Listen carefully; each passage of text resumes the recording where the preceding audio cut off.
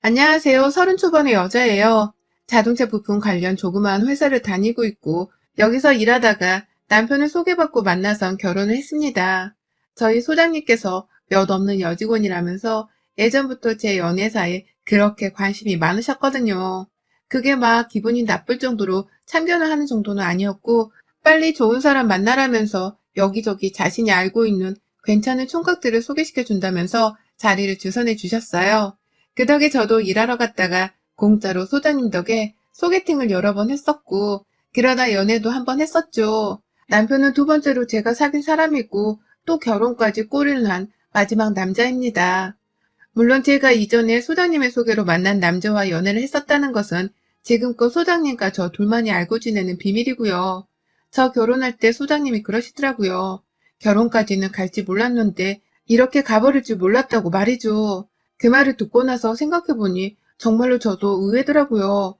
내가 남편이랑 결혼까지 가게 되었다는 것이 말입니다. 저는 사실 결혼은 딱히 관심이 없었고 그냥 당장의 외로움을 채워줄 수 있는 좋은 남자친구를 만들고 싶다는 생각이 전부였던 여자였어요. 결혼을 하자고 하니 모아놓은 돈도 별로 없었고 그렇다고 내가 능력이 아주 좋아서 나를 보쌈 싸듯 데려갈 남자를 만날 수 있는 것도 아니었기 때문이었죠.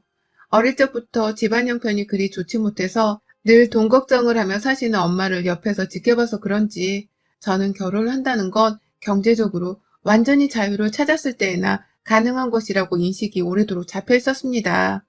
내가 돈을 많이 벌었던, 상대방이 돈을 많이 벌었던 둘 중 하나를 해서는 부부가 경제적으로 자유롭게 사는 게 이상적인 결혼이라 생각을 했어요. 그러니 당장 친정 부모님께 용돈 드리고 자취방 월세 내며 월급의 반 정도를 정기적인 지출로 쓰고 있었던 저는 당장 결혼을 꿈도 꾸지 못하고 살아야 했죠. 내심 친정 부모님도 제가 결혼을 하지 않은 채 딱 용돈만 계속 주면서 처녀로 쭉 살기를 원하셨던 것도 같았고요.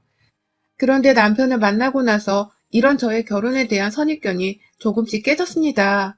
남편은 저하고 크게 다를 바가 없는 가정 환경에서 자란 남자였거든요. 아니, 오히려 더 못 살면 못 살았다고도 할 수 있는 형편에서 자란 사람이었죠.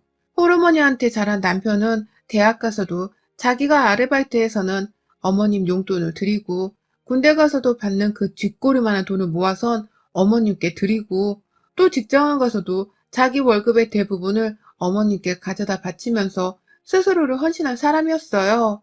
처음엔 이런 남자랑 어떻게 연애를 하나 싶더라고요. 버는 족족 어머니한테 돈을 퍼다주는 사람과 연애는 죄책감이 느껴져서 어떻게 하며 또 결혼은 어찌하나 싶었죠. 당연스레 결혼은 꿈도 꾸지 못한 채 그냥 소소히 서로 만나 데이트하면서 연애만 하며 지내려 했는데 남편을 보면 볼수록 참 사람이 괜찮더라고요. 저를 만나면서 조금씩 저한테 더 최선을 다하는 모습을 보이기도 했고, 결혼을 하게 된다면 제가 원하는 대로 미래를 계획하고 함께 지켜나가고 싶다며 저 기분 좋으란 소리를 참 잘도 했습니다. 저랑 데이트를 하고 있을 때에는 저한테만 온전히 집중을 했고, 시어머니께서 그 당시에 엄청나게 전화를 하시며 데이트에 회방까지 놓을 뻔 하신 적도 있었는데, 전화도 일부러 안 받더라고요. 시어머니가 밖에서 연애하는 아들을 질투하고 있다는 것이 눈에 뻔히 보였지만 홀어머니니까 그럴 수 있다고 생각을 했어요. 그리고 저한테 더 신경을 써주는 남편의 태도를 보면서 결혼을 하면 우리 남편이 더 가정적으로 날 대해줄 거라는 확신도 생겼죠. 그래서 정말 보잘것없는 사람이었고 모아놓은 돈이 쥐뿔 많고도 없는 남자였지만 사람 하나 진국인 거 보고는 결혼을 했습니다. 내 결혼이 분명 잘한 선택일 것이라고 스스로를 칭찬하면서 식을 올렸죠. 그게 2년 전이었고 저는 결혼한 지 한 달도 지나지 않아 내 결혼에 문제가 있었다는 걸 알았어요. 시어머니가 신혼 초부터의 간섭은 정말 말도 못하게 컸습니다. 남편이랑 회사 근처에 있는 전셋집을 겨우 마련해서는 좁아터진 그 집에서 살림살이를 차려놓고 결혼을 시작했어요. 남편도 저도 연인과 함께 사는 게 처음이었기 때문에 서로 설레는 부분이 분명히 있었고요. 앞으로 차근히 집을 넓혀가보자는 희망이라도 품어가면서 각자의 일과 삶에 감사하려 했습니다. 아니, 더 정확히는 제가 그렇게 살자고 말을 주로 하는 편이었습니다. 하지만 남편은 결혼을 하고 나니 갑자기 안 하던 마마보이 짓을 하더라고요. 연애 때는 그렇게 저를 우선으로 생각해 줄 듯 행동하더니 막상 결혼에 혼인신고까지 하고 나자 저를 나몰라라 하면서 시어머니의 부름에 냅다 달려가는 겁니다. 혼자 밥 먹기 너무 울적해서 우울하다. 라고 어머님이 한 소리하며 전화를 하시면 지금 갈게요. 라면서 시댁으로 바로 달려갔고요. 엄마가 집에 반찬을 해놨는데 이거 가져가라. 라고 하면 그 길로 혼자 주말에 시댁에 가서는 하루 종일 있다가 집에 왔어요. 아니 신혼 초의 부부는 보통 함께 움직이면서 시간을 보내려 하잖아요. 시댁이나 친정을 가더라도 함께 가고 말이죠. 그런데 제 남편은 오히려 결혼 이전처럼 살아줘야 자기 엄마가 덜 우울해 할 것이라면서 자기 혼자 먹을 것을 사서 시댁에 가서 시간을 보내다 왔어요. 처음엔 저를 두고 가는 게 은근히 섭섭하고 기분이 나쁘더라고요. 시어머니도 일부러 그러는지 꼭 부부가 둘 다 쉬는 주말마다 남편을 불러서는 자기가 외롭고 힘들다는 소리를 막 하셨고요. 그쯤 되면 그냥 모자가 서로 보고 싶은 나머지 핑계를 만들어가면서 서로 만나고 있는 게 아닌가 싶었습니다. 그런데 이런 생각은 정말 약과였어요. 신혼 초에는 제 남편만 마구 불러대면서 시간을 보내더니 아들이 결혼했다는 사실이 조금씩 익숙해지신 건지 어머님이 슬슬 저도 불러대더라고요. 주말에는 당연한 것이었고 어쩔 땐 퇴근을 하고 집에 막 도착을 한 순간에 다시 신발을 신고 집을 뛰쳐나오게 만들기도 하셨어요. 이유는 그냥 단 하나, 당신이 저희 부부를 보고 싶다고 제발 좀 오라고 하소연을 하셨기 때문이었죠. 그 바람에 엄마 바닥인 남편이 먼저 뛰쳐나가고 그 뒤로 제가 따라 나가고 분명 우리가 신혼은 신혼인데 이게 뭐 하는 짓인가 싶더라고요.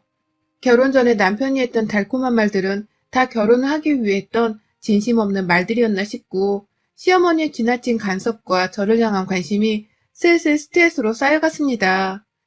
그 와중에 남편은 계속해서 자기 용돈의 대부분을 시어머니께 퍼다주고 있었고 남은 돈은 우리의 미래를 위해 저축을 해야 한다고 하길래 저 혼자 월급을 벌어다가 우리 부부의 생활비로 보태 쓰곤 했죠. 저 또한 우리 부모님 용돈을 드리고 있었는데 이 상황이 너무 부담스럽고 힘들었습니다. 그런데도 딱히 손 쓸 수 있는 부분이 없어서 그냥 이대로 계속 살고 있었어요. 시어머니의 저를 찾는 빈도수는 계속해서 늘어만 갔고 남편은 거의 시댁과 저희 집을 마치 조강지처와 세컨드를 번갈아 만나듯이 심할 정도로 왔다 갔다 하면서 자신의 주말 혹은 퇴근 후 평일 저녁을 보냈습니다. 저는 마치 시어머니랑 남편을 나눠 가지고 있는 듯한 기분이었죠. 그러다 올 초에 저희 친정엄마가 허리를 삐끗하시는 바람에 병원에 입원을 하시게 된 적이 있었어요.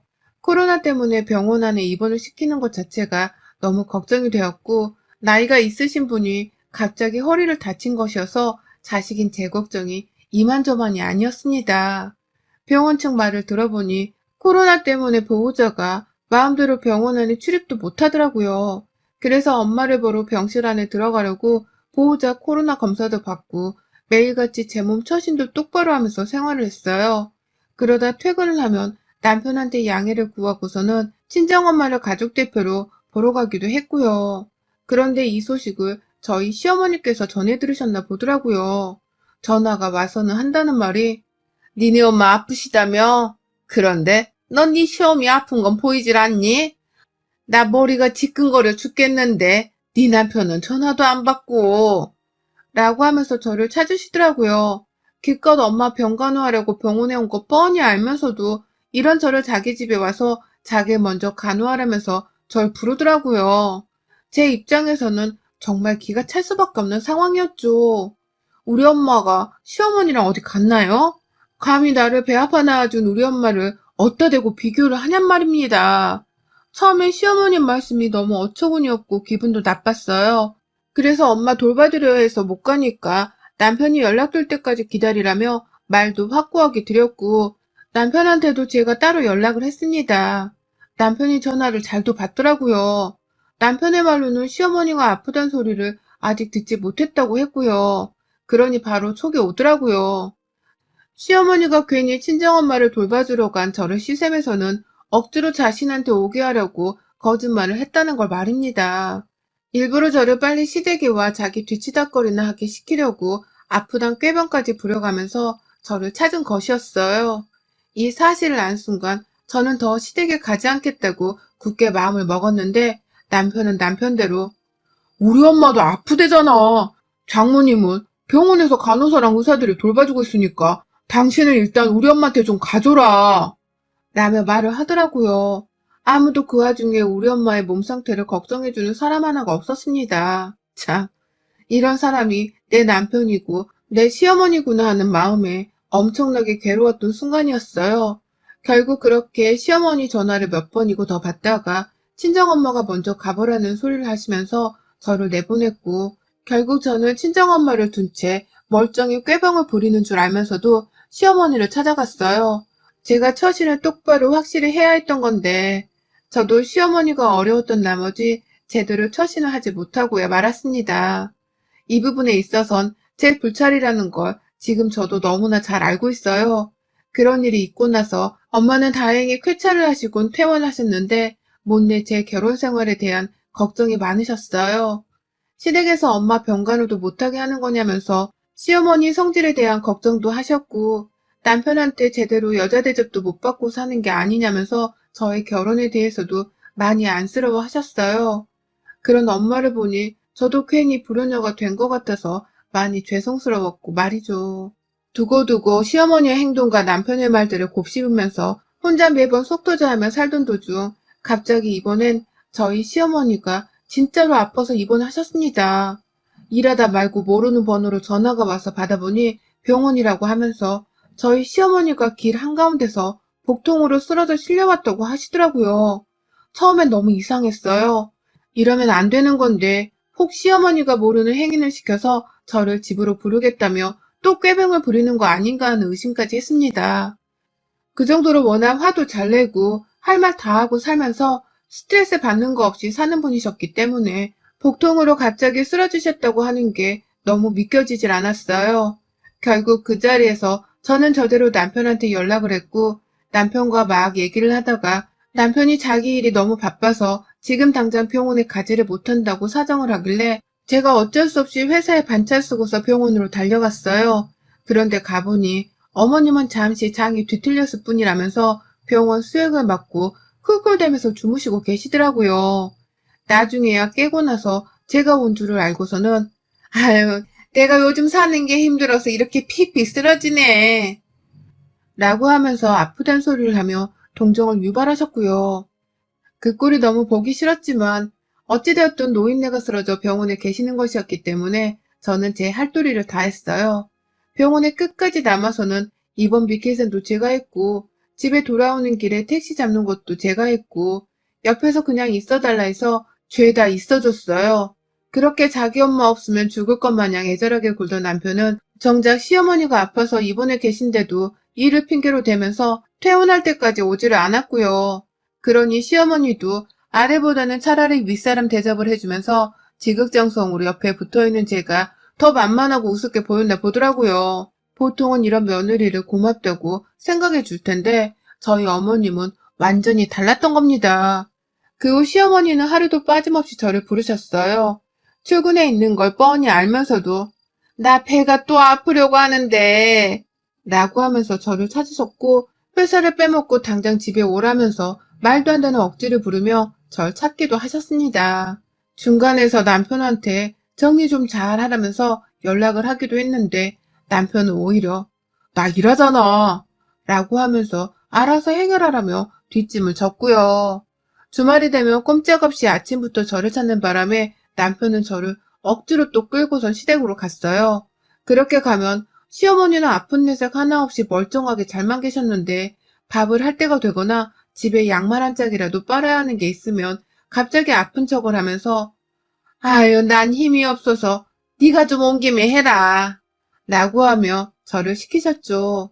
나랑 싸우자는 것인지 아니면 이렇게 괴롭히다 정이 들려고 하는 것인지는 도저히 모르겠었지만 생각할수록 옆에서 시어머니 뒷바라지를 해주고 있는 제 자신이 참 꼴보기스러웠습니다.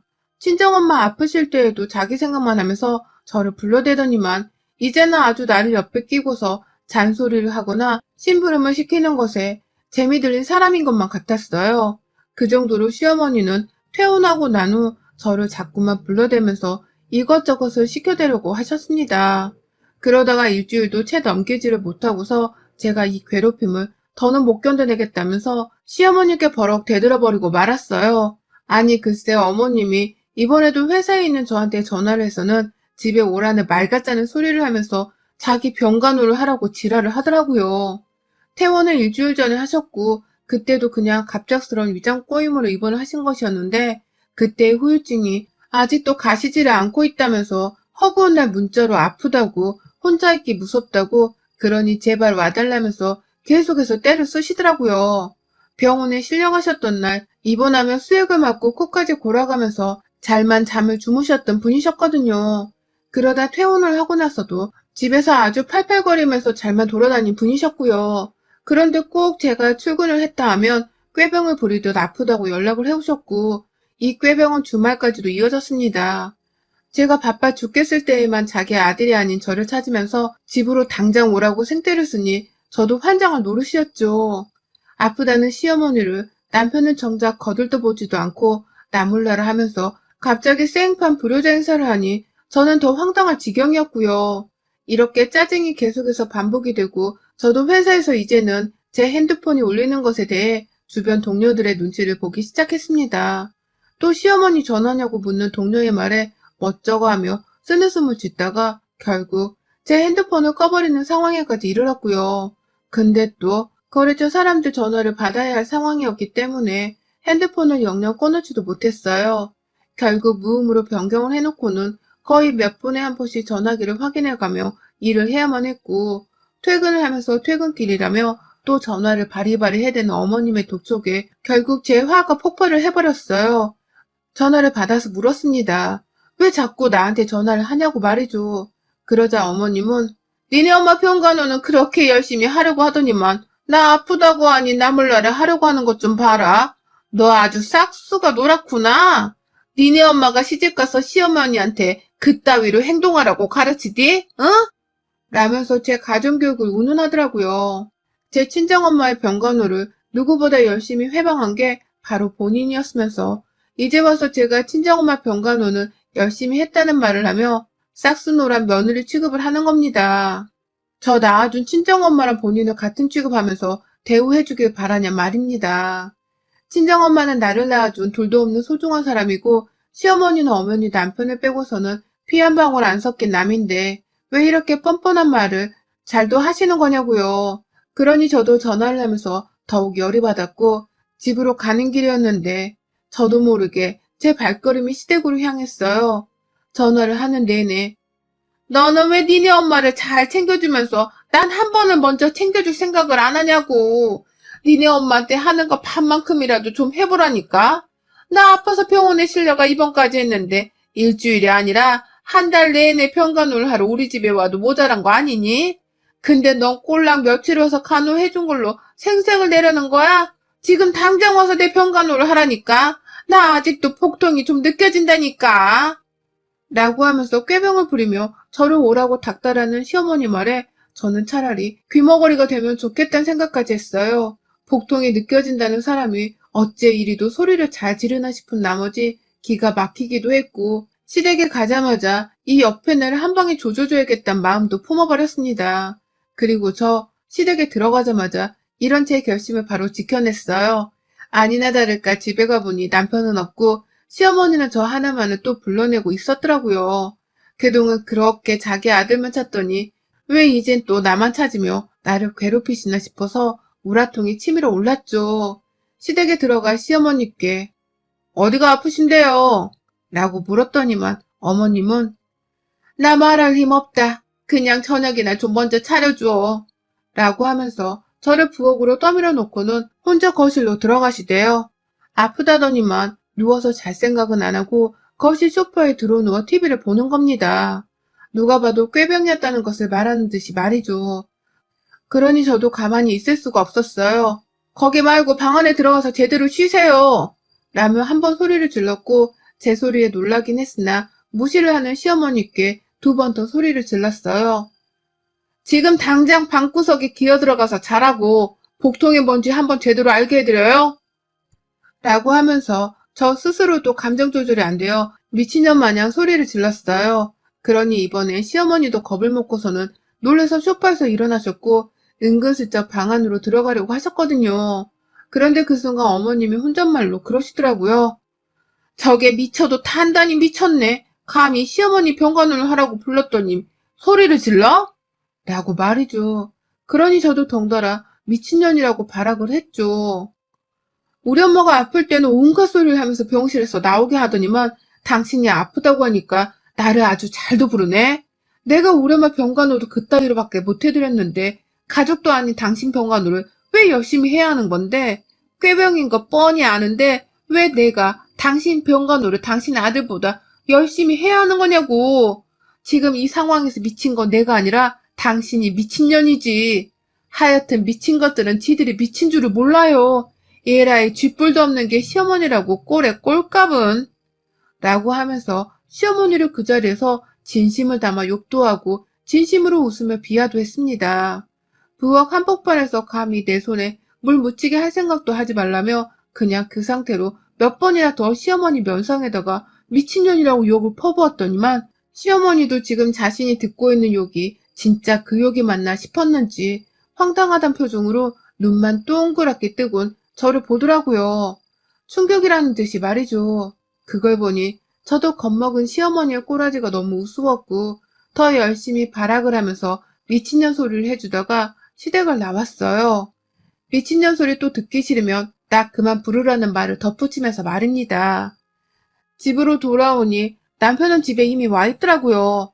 그렇게 마마보이 마냥 지 엄마를 챙기고 감싸며 살더니만 이제 보니 남편은 정작 지네 엄마가 아프고 간병을 필요로 할 때는 남보든 남몰라라는 선택적인 마마보이였더라고요.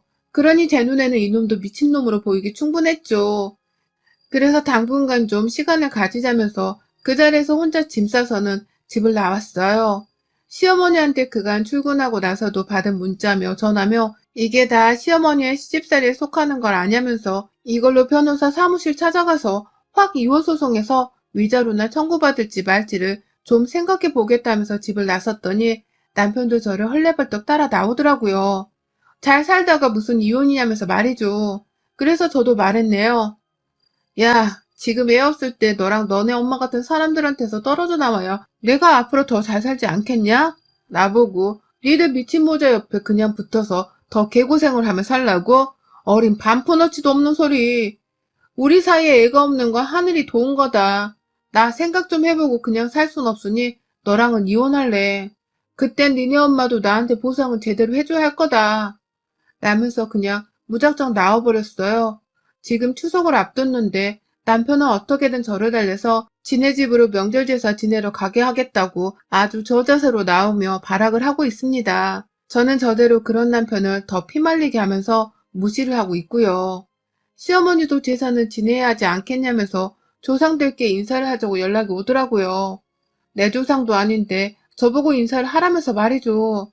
그래서 제가 네, 너나 잘하세요 라고 했습니다. 그 말 한마디 하고 시댁 것들은 아주 쌩을 까고 있고 그냥 안 되겠다 싶어서 남편이랑은 이혼을 하기로 결심을 했습니다. 시어머니로부터 시집살이 당한 건 핸드폰 통화, 문자 내역에 아주 차고 넘치는지라 증거를 모으고 말고 할 것도 없길래 그냥 핸드폰 하나 들고서 변호사를 찾아가 보려고요. 이왕이면 방치를 한 남편도 싸잡아서 소송을 하고 싶은데 그런 건 변호사하고 제대로 상담을 해봐야 할 것 같습니다. 지금 회사 점심시간에 혼자 밥 안 먹고 변호사 사무실 찾아보다 필 받아서 사연을 써봤는데요. 쓰면서도 제 속이 다 시원하네요. 아닌 것들이랑은 애 없을 때 하루라도 빨리 헤어지는 것이 분명 옳은 결정이라고 생각을 합니다. 제 선택이 맞다고 여러분들도 응원 한마디씩 좀 해주세요. 여러분의 생각은 댓글로 남겨주세요. 오늘도 시청해주셔서 정말 감사합니다.